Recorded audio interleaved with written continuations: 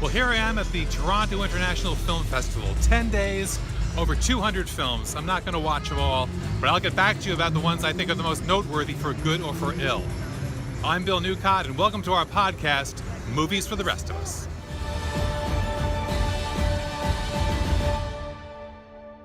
Judi Dench and Ali Fazal star in Victoria and Abdul, a very sweet film about the last days of Queen Victoria, when she became best friends with an emissary from India, a young man, uneducated, clerical worker who just by chance ended up in her court one day, and became her closest advisor, her closest friend, and the person who made her feel human at a time when she seemed to be nothing more really than a symbol of the country.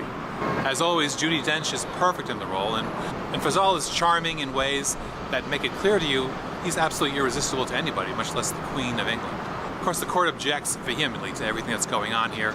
They try to run him out of town. They try to poison him in the eyes of the Queen. Drop this Indian peasant, or we will have you certified insane. Treason! But she'll hear nothing of it, and he stays with her until the day she dies. They say Victoria and Abdul is based on historic fact. I have no idea how much of this is true and how much is not, but what is true is the human emotion that pours off the screen in Victoria and Abdul.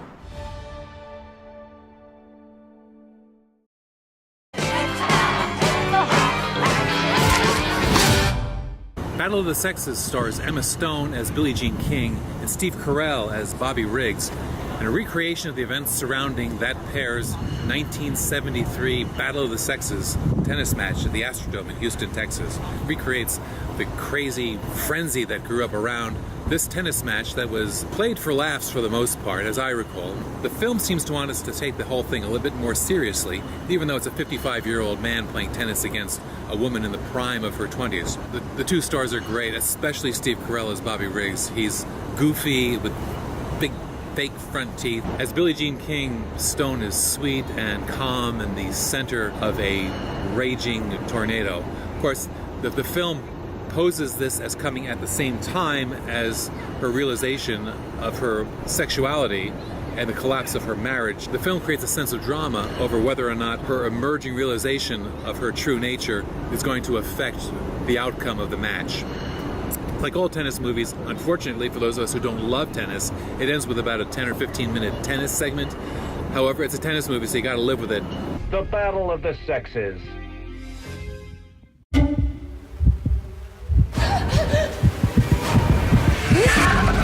Well, Darren Aronofsky's new film, Mother, stars Jennifer Lawrence and Javier Bardem.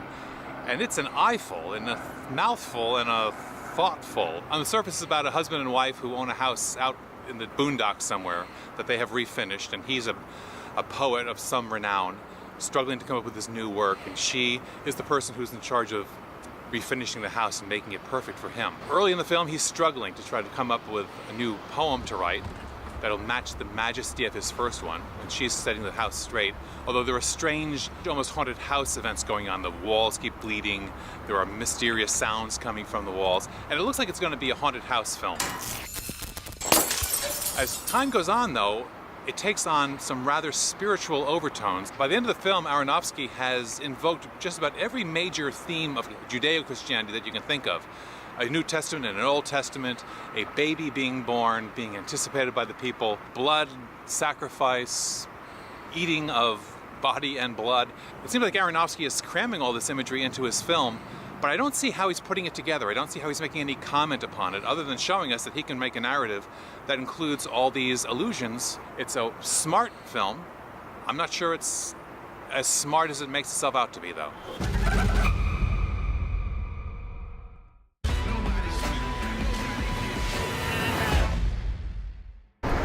So I was watching the new movie directed by George Clooney, Suburbicon. I kept thinking to myself, man, this movie's really trying hard to be a Coen Brothers movie. Then at the end I saw that the Coen Brothers helped write the script for it. It's a very dark film. It's a dark comedy, I guess you'd call it, although it's not played for laughs. But like most Coen Brothers films, you find lots of things to chuckle at in it. Suburbicon stars Matt Damon and Julianne Moore as a couple. There's a murder, there's a cover-up, there are things gone wrong, there are low-life killers who want to double-cross the guy who hired them, and there's a little boy who witnesses it all and suffers a bit more than you'd probably feel comfortable when you're watching this film. It plays like an early Coen Brothers film, like Blood Simple, where everything that can go wrong does go wrong with very bloody and nasty results.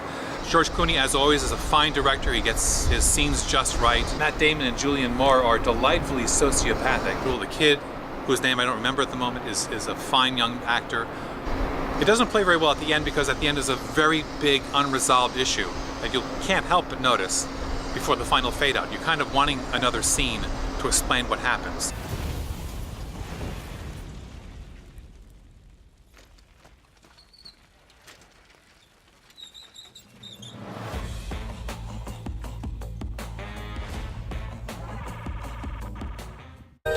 You may think that thing looks human. Stands on two legs, right?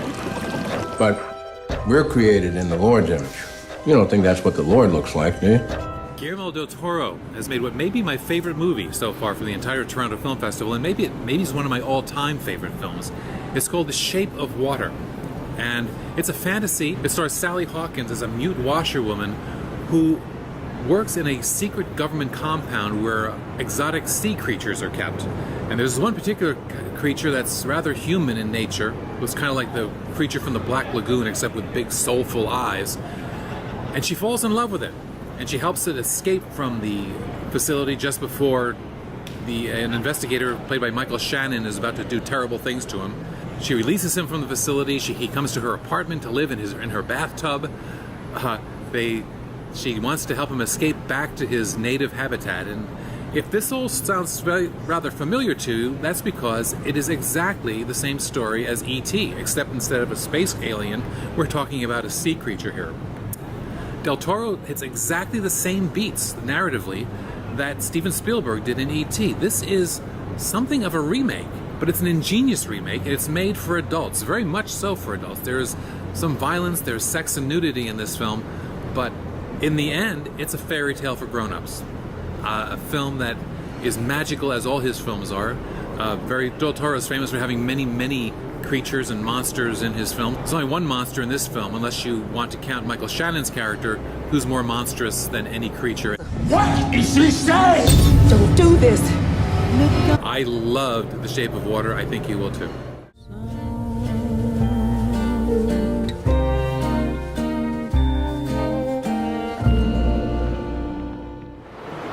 Of the 20-some-odd pictures I saw here in Toronto over the past 2 weeks, fully half of them, a little more than half of them, were based on true stories. Now that's explainable from a marketing standpoint in that you don't have to spend as much advertising on a movie where the audience already knows what the movie's about. It's gratifying to know that the most fascinating stories, the most amazing, almost too good to be true tales, are stories that happen to everyday people. As interesting as life is inside that darkened room, it's nothing compared to what you get in real life.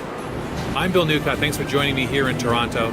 For more on the movies, come to SaturdayEveningPost.com/movies. Read all my reviews, interviews, and see my videos at moviesfortherestofus.com.